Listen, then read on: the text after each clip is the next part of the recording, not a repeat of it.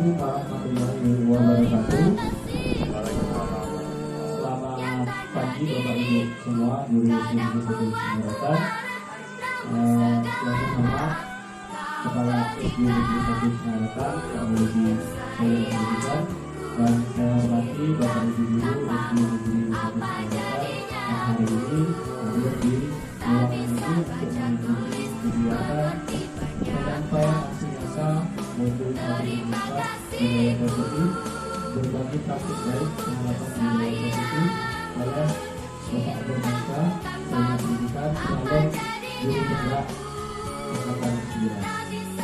Bersyukur marilah kita panjatkan kepada Allah karena hanya dengan berkat berkatnya sehari ini masih diberi kesehatan dan kesempatan untuk mengikuti kegiatan kita berhari ini. Kemudian salawat serta salam marilah kita tunjukkan kepada Nabi besar Muhammad SAW beserta keluarga, sahabatnya, dan kita juga termasuk pengikutnya hingga akhir zaman. Amin ya rabbal alamin. Acara pada hari ini yang pertama itu pembukaan, kemudian nanti dilanjutkan dengan kata sambutan dari kepala sekolah, kemudian yang ketiga penyampaian materi dari Bapak Bermasa, kemudian dilanjutkan dengan tanya jawab, dan terakhir penutup dan doa. Dan selanjutnya yaitu penyampaian kata sambutan dari kepala sekolah kepada Bapak Kepala Sekolah Universitas Pendidikan. Kami silakan.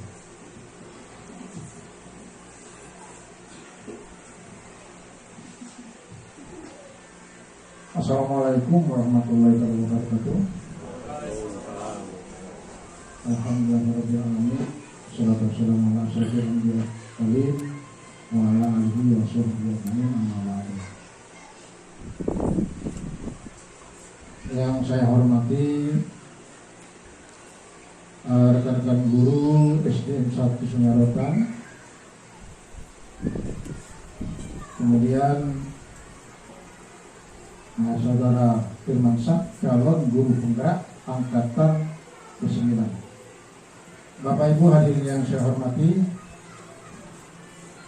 pada hari ini Pak Firmansyah ini akan mengadakan aksi nyata dalam program modul 14 1.4 budaya positif, berbagi praktik baik penerapan budaya positif.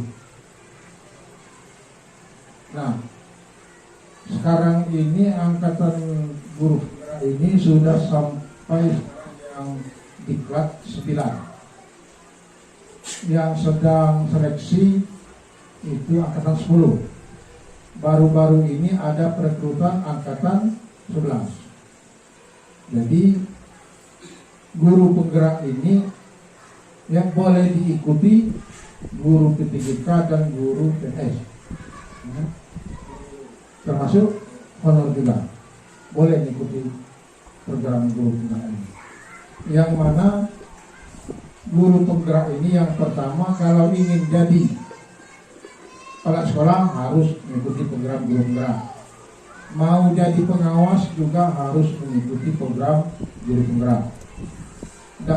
Tidak ada lagi tes kepala sekolah atau tes pengawas. Dia dicakup oleh guru penggerak. Disitulah pendidikan kepala sekolah dan pendidikan pengawas. Nah, fungsi dari guru penggerak ini namanya guru penggerak. Guru penggerak ini adalah guru yang menggerakkan, menggerakkan di satuan pendidikannya masing-masing. Ya. Nah, kalau di SD 1 Sungarotan semuanya sudah jadi guru penggerak, ya hebat. Nah, jadi nanti saya minta guru-guru yang ada di 1 Sungarotan ini semuanya daftar jadi guru penggerak. Karena ini yang dikatakan wajib, mesti wajib juga nih. Ya, berpengaruh dengan raport pendidikannya. Nah. Jadi sekarang guru penggerak itu sudah angkatan ke-11. Nah, sekarang hari ini Pak Firmansyah ini akan mengadakan aksi nyata di modul 4 budaya positif berbagi praktik baik penerapan budaya positif, ya. Nah, nanti dia akan menjelaskan, mempresentasikan apa yang maksud dengan aksi nyata modul 1 sifat budaya positif itu. Kepada peserta nanti kalau ada yang kurang ngerti boleh bertanya, silakan untuk bertanya. Saya rasa ya sambutan dari kami dan saya akhiri dengan wabillahi taufiq wal hidayah. Wassalamualaikum warahmatullahi wabarakatuh.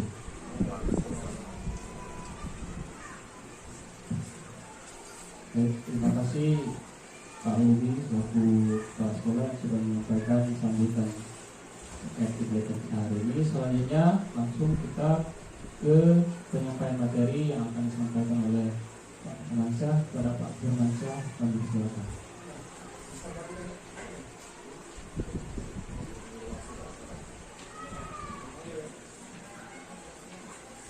Assalamualaikum warahmatullahi wabarakatuh. Pak Bos yang saya hormati, Bapak Ibu dan Ibu yang saya hormati, pertama-tama kita panjatkan pujian syukur atas kehadiran Allah SWT, atas segala limpahan rahmat, nikmat dan karunia kita semua di sini dapat hadir berkumpul dalam acara berbagi praktik baik penerapan budaya positif. Bapak Ibu sekalian, dalam kesempatan ini perlu saya sampaikan walaupun tadi sudah disampaikan oleh kepala sekolah bahwa kegiatan ini tujuannya adalah aksi nyata dari serangkaian kegiatan dalam program pendidikan calon guru penggerak yang sedang saya jalani, yaitu aksi nyata pada modul 1.4 tentang budaya positif. Selanjutnya juga dalam kegiatan ini juga saya masukkan atau saya buat sebagai kegiatan perdana ya, dalam komunitas sekolah yang sudah dibentuk, yaitu komunitas Komatsu atau komunitas belajar SD1. Dan mari kita belajar bersama, berkolaborasi mewujudkan budaya positif di SDN 1 Sungai. Berikutnya itu ada sebuah gambar, sebuah foto yang tentunya kita sebagai guru tidak asing lagi dengan gambar tersebut. Beliau merupakan Bapak Pendidikan Nasional Indonesia, yaitu Bapak Hajar Dewantara, yang mana filsafat beliau dijadikan sebagai landasan pendidikan yang ada di Indonesia. Nah, salah satu filsafat beliau tersebut itu tentang tujuan pendidikan, yaitu adalah menuntun segala kodrat pada anak-anak agar mereka dapat mencapai keselamatan dan kebahagiaan yang setinggi-tingginya. Berikutnya tentang budaya positif. Nah, jadi budaya positif di sini adalah nilai-nilai atau kebiasaan yang berpihak kepada peserta didik sehingga mereka dapat berkembang menjadi pribadi yang kritis, penuh hormat dan bertanggung jawab. Dalam modul 1.4 tentang budaya positif ada 7 materi yang akan disampaikan. Yang pertama tentang perubahan paradigma belajar, disiplin positif, kebutuhan dasar manusia, motivasi perilaku manusia, keyakinan kelas, posisi kontrol, dan segitiga restitusi. Yang pertama itu perubahan paradigma belajar. Jadi pembelajaran dengan paradigma baru dirancang berdasarkan prinsip pembelajaran yang berdiferensiasi. Setiap siswa belajar sesuai dengan kebutuhan dan tahap perkembangannya. Nah, untuk mewujudkan akhir atau muara dari tujuan ini yaitu berupa terwujudnya profil yang siswa yang berprofil pelajar Pancasila. Nah, yang mana kemarin juga sudah kita bahas ya, tentang profil pelajar Pancasila. Ada 6 dimensi profil pelajar Pancasila. Yang pertama beriman, bertakwa kepada Tuhan Yang Maha Esa dan berakhlak mulia, berkebinekaan global, kreatif, bernalar kritis, dan mandiri. Itu 6 dimensi yang diharapkan terwujud dari tujuan pendidikan kita yang sekarang ini. Kemudian yang kedua tentang disiplin positif. Dalam budaya kita seringkali memaknai disiplin ini menjadi sesuatu yang harus dilakukan seseorang. Jadi seseorang pada orang lain untuk mendapatkan kepatuhan. Jadi kita cenderung menghubungkan kata disiplin di sini dengan ketidaknyamanan. Artinya kerap kali dalam penerapan disiplin ini kita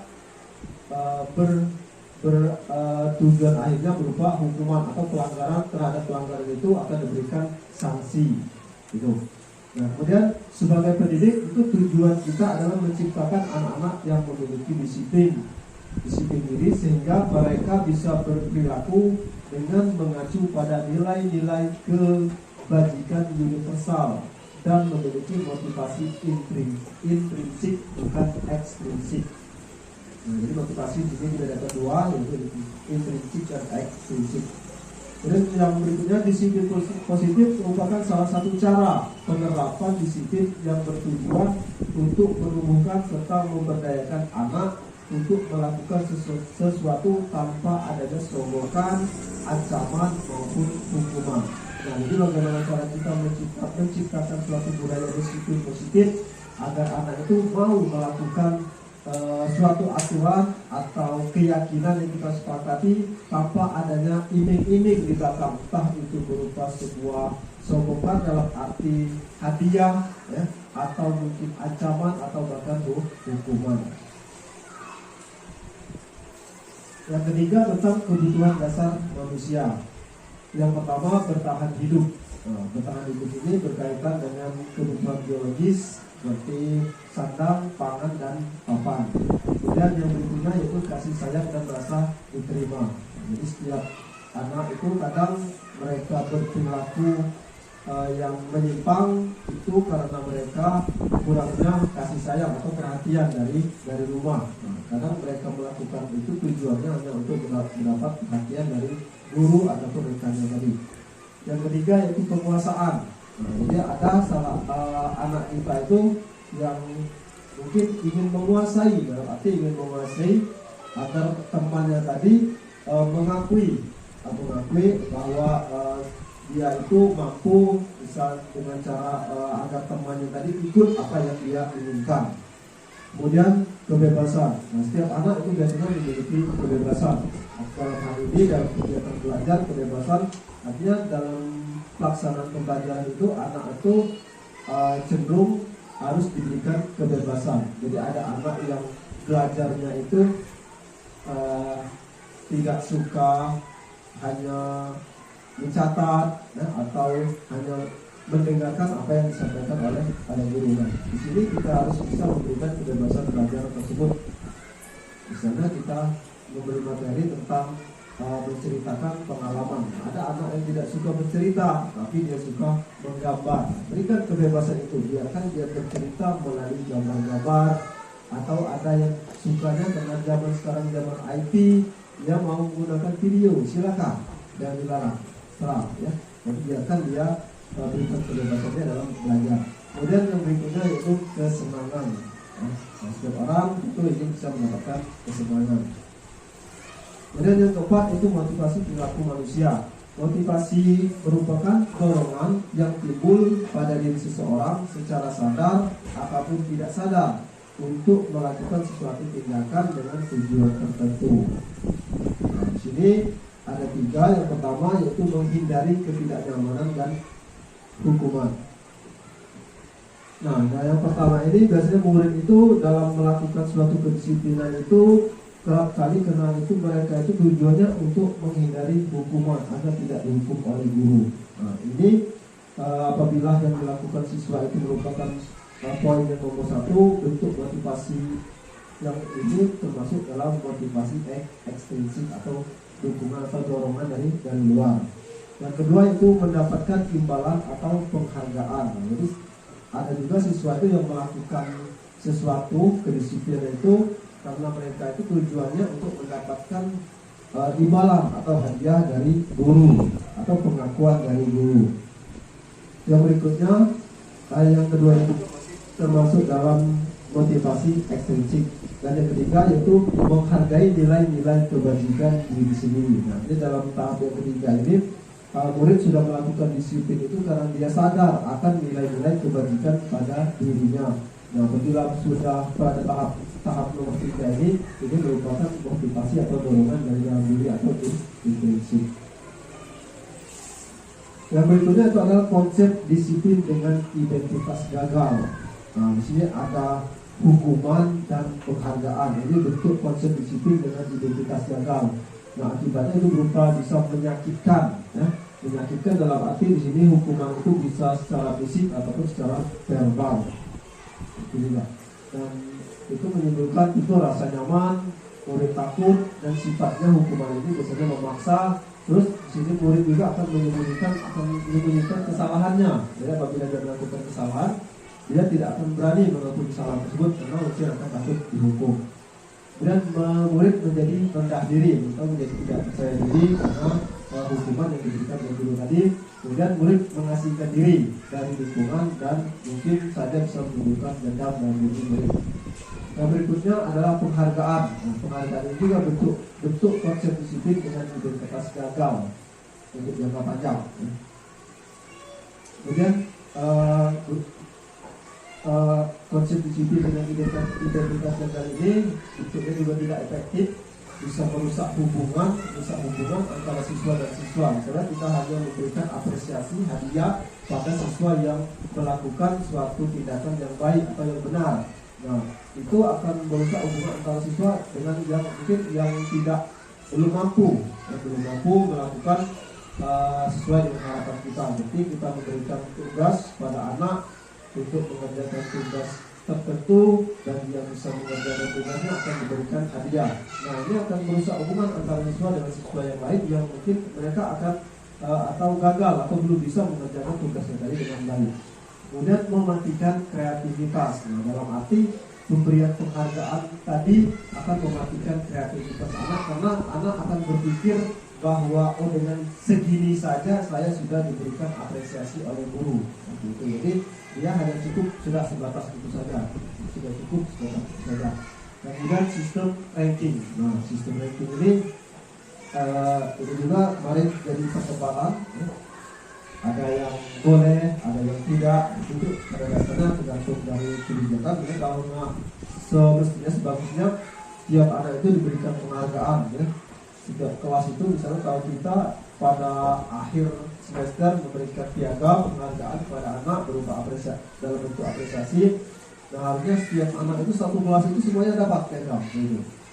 Nah, mungkin kita usulkan juga kepala sekolah. Nah, kita perlu kertas untuk mencetak itu, ya. Nah, dan kemudian itu merampas hak untuk menghargai dirinya. Nah, juga sudah merampas hak anak dalam menghargai dirinya. Kemudian konsep disiplin dengan identitas berhasil. Nah, ini kita di sini ada konsekuensi dan restitusi. Konsekuensi itu penguatan jangka waktu pendek, memerlukan monitoring kontinu, artinya secara berkelanjutan. Kemudian adanya stimulus, respon. Terus murid menghormati peraturan, kehilangan waktu untuk merenungi kesalahan. Nah, jadi maksud dari sini konsekuensi kita berikan contoh seumpama ada siswa yang tidak mengerjakan PR. Nah, jadi ketika kita meminta anak itu berdiri tegak di depan kelas, itu merupakan bentuk hukuman. Itu hukuman. Nah, tapi ketika kita memberikan tugas kepada anak itu, misalnya dia tidak mengerjakan PR, anak tersebut pada waktu istirahat harus mengerjakan PR-nya. Itu merupakan bentuk konsekuensi atau yang akibat dari tindakan tadi, dia harus menyelesaikan tugasnya. Yang lain misalnya anak menumpahkan air di meja temannya. Nah, konsekuensinya anak tadi harus membersihkan air yang ada di meja temannya tadi. Nah, yang berikutnya yaitu restitusi.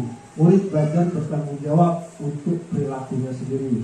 Itu fokus pada pemecahan masalah, kemudian dalam jangka waktu panjang, murid menghormati dirinya, kemudian sini ada teori kontrol atau kendali atau memperbaiki kesalahan. Nah, dalam konsep restitusi ini, murid belajar untuk mengontrol perilakunya sendiri.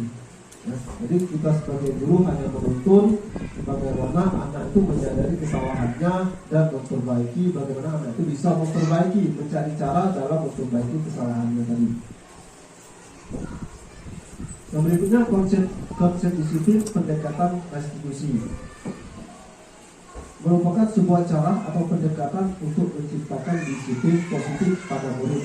Nah, pengertian restitusi di sini adalah proses menciptakan kondisi bagi murid untuk memperbaiki kesalahan mereka, sehingga mereka bisa kembali pada kelompok mereka dengan karakter yang lebih kuat menurut dosen 2004. Kemudian restitusi juga adalah proses kolaboratif yang mengajarkan murid untuk mencari solusi untuk masalah dan membantu murid berpikir tentang seperti apa yang mereka inginkan dan bagaimana mereka memperlakukan orang lain. Itu menurut Chanson ya, dosen 1996. Jadi ciri-ciri restitusi itu yang pertama, restitusi itu bukan untuk menebus kesalahan, namun belajar dari kesalahan restitusi. Yang kedua, restitusi itu memperbaiki hubungan. Yang ketiga, restitusi adalah tawaran, bukan paksaan. Jadi kita memberikan tawaran kepada siswa bagaimana caranya agar dia itu dapat memperbaiki kesalahannya. Restitusi itu menuntun untuk melihat ke arah dalam diri. Nah, jadi peran guru di sini hanya sebagai penuntun bagaimana anak itu bisa menyadari kesalahannya dan mencari solusi dari kesalahannya tadi. Berikutnya, restitusi mencari kebutuhan dasar yang mendasari tindakan. Nah, jadi mencari kebutuhan dasar, jadi apa penyebab anak itu melakukan pelanggaran tadi. Yang berikutnya itu fokus pada karakter, bukan tindakan. Jadi dengan adanya restitusi ini diharapkan kegiatan tersebut dapat menjadi sebuah karakter yang pada akhirnya kembali kepada awal tadi, terwujudnya profil pelajar Pancasila tadi. Yang terakhir itu menguatkan dan fokus mencari solusi. Berikutnya perbedaan hukuman, konsekuensi, dan restitusi. Contoh penanganan siswa yang tidak mengerjakan PR tadi, misalnya dengan cara hukuman. Guru menghukum siswa tersebut dengan berdiri di depan kelas selama 20 menit, itu bentuk hukuman. Kemudian dalam bentuk konsekuensi, guru memberikan konsekuensi dengan meminta siswa tersebut untuk mengerjakan PR-nya pada saat jam istirahat. Jadi guru tegas dan siswa menghormati peraturan. Kemudian untuk tindakan restitusi yang bisa dilakukan, itu guru menanyakan keyakinan diri atau kelas dan membantu siswa menyelesaikan masalahnya. Siswa terbuka dan siswa menghormati dirinya dan guru. Nah, dalam hal ini guru menanyakan keyakinan kelas apa yang sudah dilanggar siswa tersebut. Nah, kemudian guru juga membimbing, mengarahkan anak tadi bagaimana caranya agar dia menemukan sendiri solusi dari permasalahannya tadi. Yang berikutnya posisi kontrol restitusi. Di sini ada 5 posisi kontrol yang harus kita pahami. Yang pertama itu ada sebagai penghukum, pembuat rasa bersalah, teman, pemantau, dan posisi kontrol tertinggi dalam tahap restitusi adalah sebagai manajer. Berikutnya indikator posisi kontrol. Yang pertama sebagai penghukum. Misalnya sini patuhilah aturan sekolah.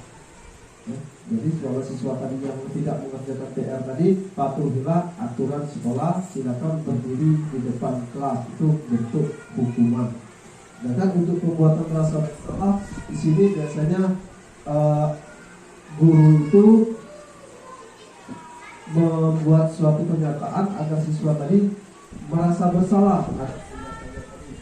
Karena berapa kali Bapak harus memberitahu kamu, gimana kalau orang tua kamu tahu perbuatan kamu ini. Nah, jadi di sini anak akan merasa bersalah karena dia sudah merasa bahwa gagal,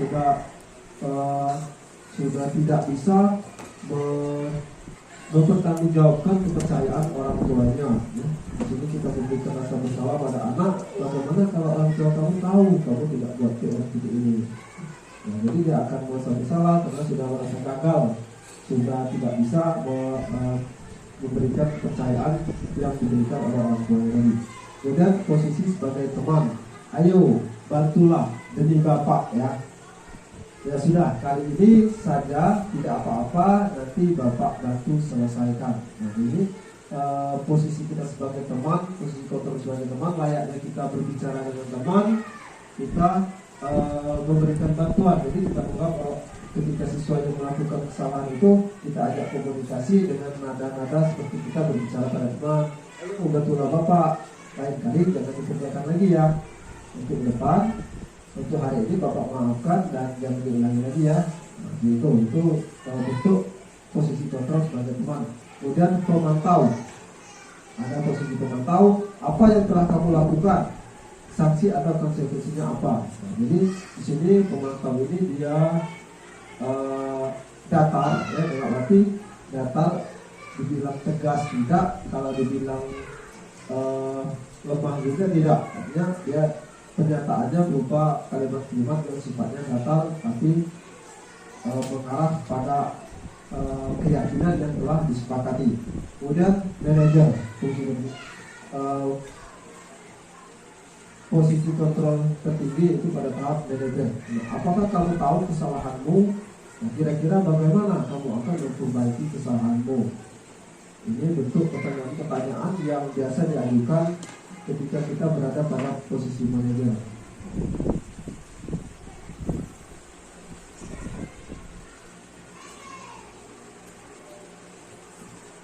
Nah, ini ada kegiatan membuat keyakinan kelas. Kemarin sudah dipraktikkan, guru bersama siswa membuat keyakinan kelas.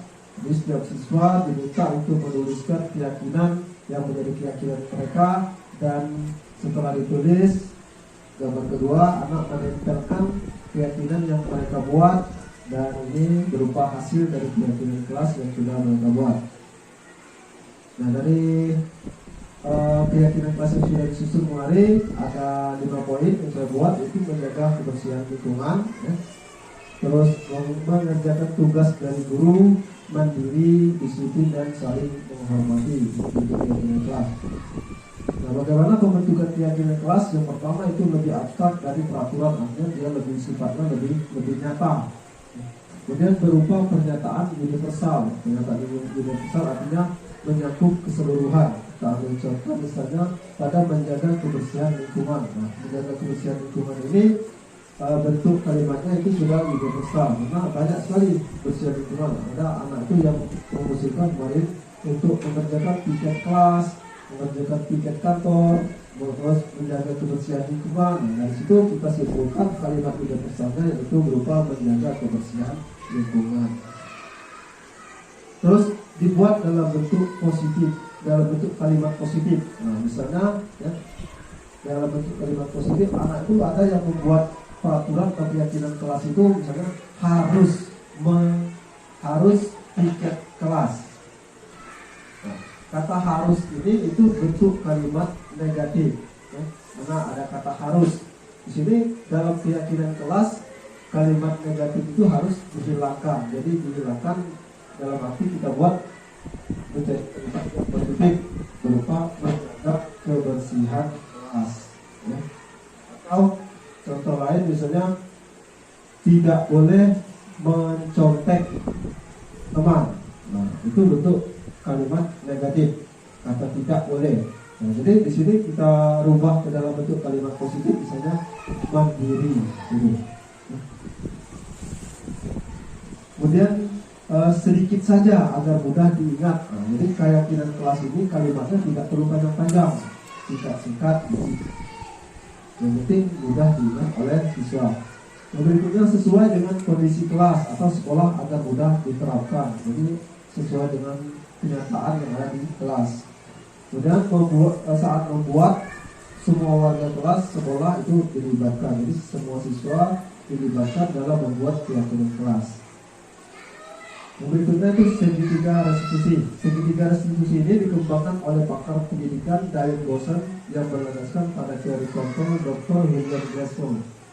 Kemudian segitiga restitusi adalah proses dialog yang dijalankan oleh guru atau orang tua agar dapat menghasilkan murid yang mandiri dan bertanggung jawab. segitiga restitusi ini digambarkan dalam bentuk segitiga yang mana ada 3 tahap dalam segitiga restitusi. Yang pertama yaitu menstabilkan identitas. Yang kedua ada validasi tindakan yang salah dan menanyakan keyakinan. Nah, pada tahap menstabilkan identitas, guru itu mengubah proses identitas anak yang tadinya gagal karena melakukan suatu kesalahan menjadi orang yang berhasil. Contohnya ketika anak yang tidak buat PR tadi, dia tahu bahwa dia tidak buat PR. Di sini kita tidak boleh menyalahkannya untuk menstabilkan identitas tadi. Jadi hal yang dapat kita lakukan tidak apa-apa, bisa kita utarakan dengan benar tidak apa-apa.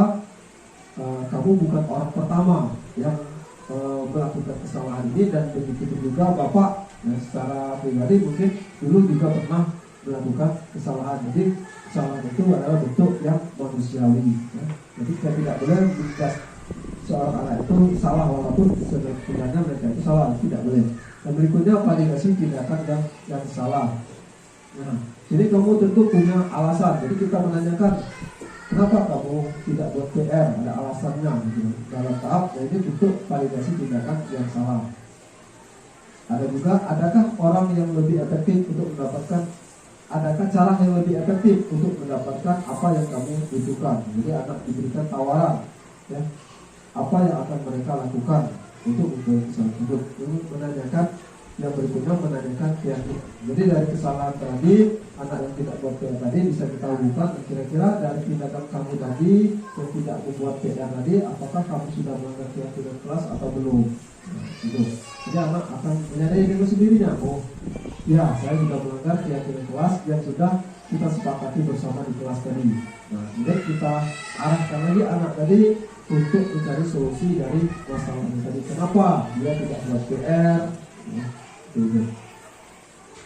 Dan bagaimana cara mengatasi atau mengatasi agar anak ini ke depannya bisa buat PR lagi. Jadi dia akan membuat kesepakatan sendiri nantinya. Nah, ini bentuk contoh penerapan segitiga restitusi yang sudah saya lakukan. Contohkan dulu.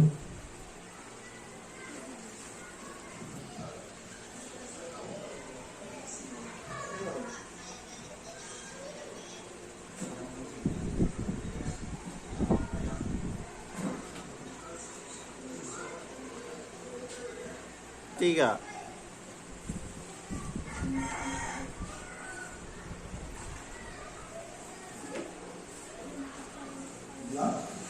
Bisa tahu kenapa Bapak tahu di sini? Jadi kalau tidak menentukan PR, tidak apa-apa ya. Bentuk dari validasi tindakan yang salah yang tidak menentukan PR. Kemarin juga pernah ada teman kamu yang tidak menentukan PR. Tapi melakukan hal ini tentu kamu punya alasan, bukan? Kenapa? Ya Pak, kemarin setelah pulang sekolah saya bermain sampai sore. Malamnya saya kelelahan lalu tertidur, dan saya lupa kalau hari ini ada PR. Oh, jadi begitu. Jadi kamu kelelahan lalu tertidur dan lupa kalau hari ini ada PR. Tapi kamu tidak terlambat, bukan? Tidak Pak. Berarti kamu juga sudah melakukan hal baik dengan tidak terlambat datang ke sekolah pada hari ini. Tetapi dengan tidak mengerjakan PR, apakah kamu sudah melanggar keyakinan kelas atau tidak? Iya Pak, saya sudah melanggar keyakinan kelas. Kira-kira keyakinan kelas apa yang tidak melanggar? Tidak mengerjakan tugas yang diberikan oleh guru. Kalau begitu, mengerjakan tugas yang diberikan oleh guru itu penting atau tidak bagi kamu? Penting Pak. Kalau menurut kamu itu penting, kira-kira kamu akan melakukan apa untuk memperbaiki diri? Saya akan berhenti bermain sebelum sore, dan saya akan mengerjakan PR sebelum tidur Pak. Setuju. Jika kamu sudah memperbaikinya, kira-kira kamu akan jadi orang seperti apa depannya nanti? Saya akan jadi orang yang lebih bertanggung jawab dan disiplin. Oke, bagus.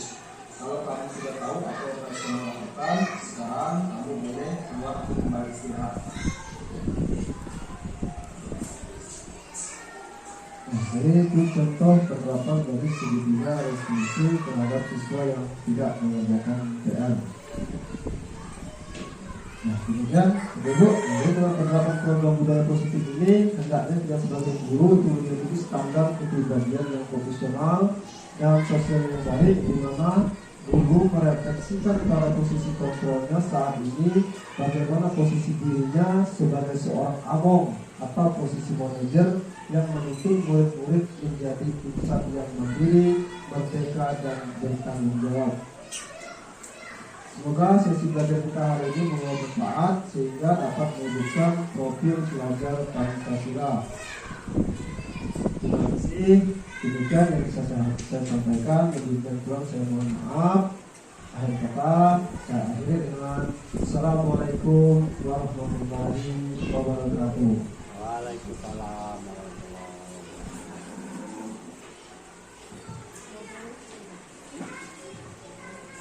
Baik, itu tadi penyampaian materi dari Pak Firmansyah selaku calon guru penggerak angkatan 9. Kita lanjut ke sesi tanya jawab. Silakan Bapak Ibu yang ingin memberikan pertanyaan terkait materi aksi nyata tadi untuk silakan bertanya. Kalau ada yang penasaran ingin ditanyakan kepada materi kita. Ya, silakan.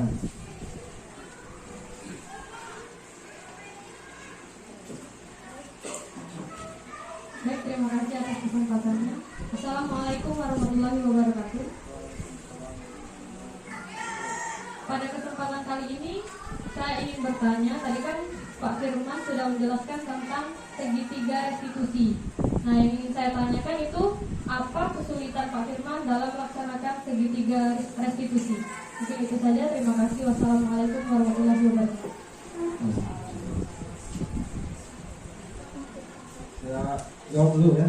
Ya, dulu. Nanti kita lanjutkan lagi ke pertanyaan berikutnya. Jadi, apa hambatan dalam menerapkan segitiga restitusi?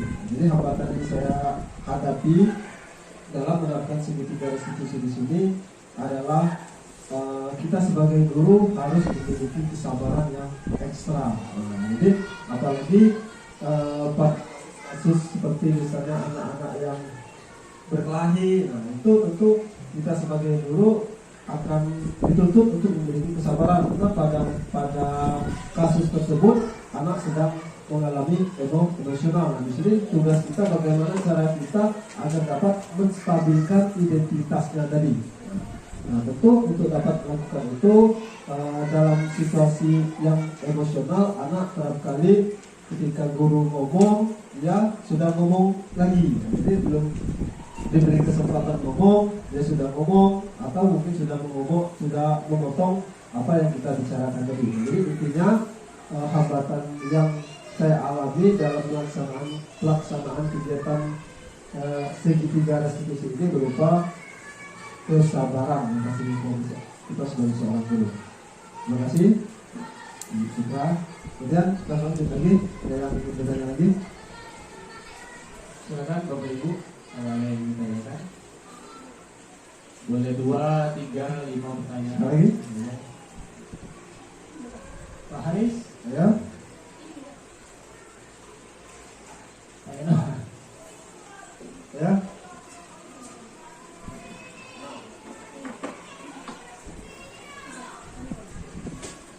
Oke, silakan Ibu Septi. Assalamualaikum warahmatullahi wabarakatuh. Saya ingin bertanya pada Bapak Firman, apa perbedaan hukuman dan konsekuensi? Tolong dijelaskan.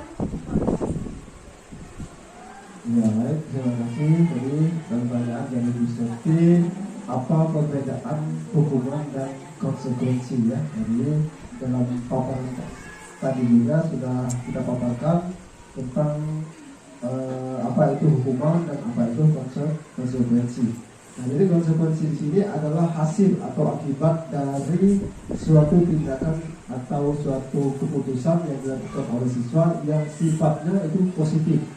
Itu kalau konsekuensi.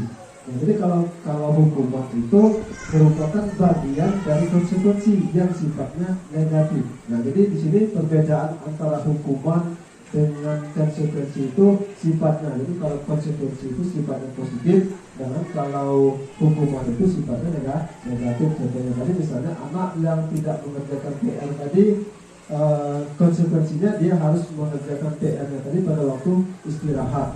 Nah, sedangkan pada hukuman itu anak mungkin bisa diberikan hukuman berupa fisik ataupun hukuman secara verbal, dan itu bentuk tindakan yang negatif.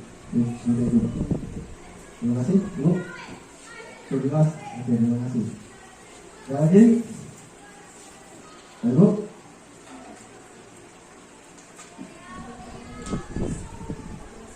Baik, Bapak Ibu, apa ada yang ingin bertanya lagi atau Lagi? menambahkan? Ada yang ingin menambahkan mungkin? Ibu, tanahnya. Nah, boleh apa ya? Pada Ibu. Kami silakan.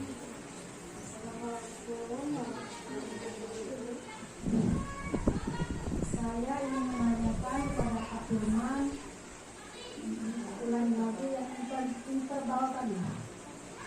Ya.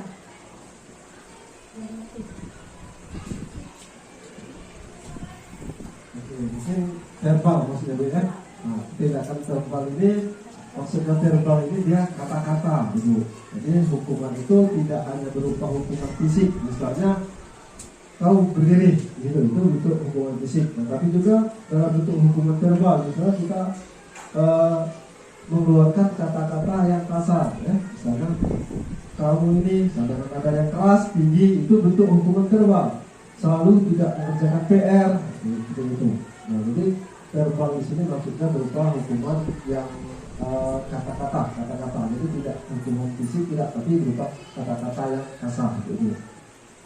Bagaimana, Ibu? Oke, jelas. Terima kasih. Apa lagi? Pak Haris mungkin ada yang ingin. Ya, cukup ya, yang dulu. Cukup. Mungkin itu pertanyaan yang sudah diajukan Bapak Ibu. Terima kasih. Dan untuk menyangkut waktu juga, mungkin boleh kita akhiri kegiatan kita ini.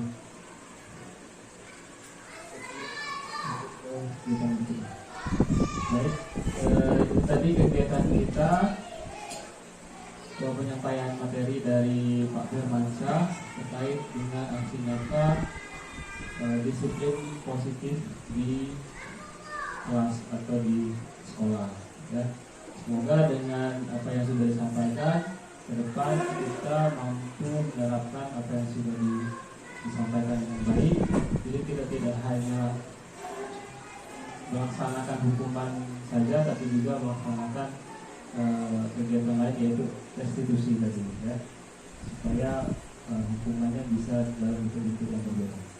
Mungkin itu saja untuk kegiatan kita hari ini. Kita tutup dengan doa.